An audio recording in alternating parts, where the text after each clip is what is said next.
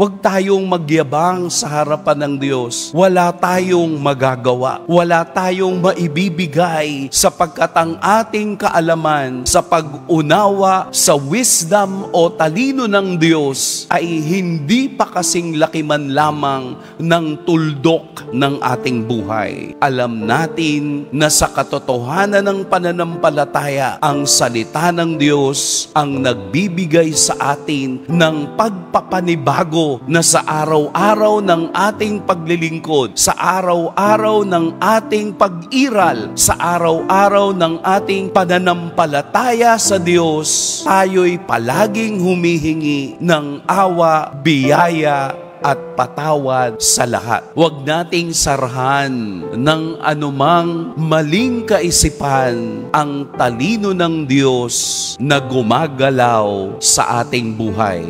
Basahin natin ang tanda ng panahon. Let us read the signs of times. Magpasailalim sa talino, sa wisdom ng Diyos.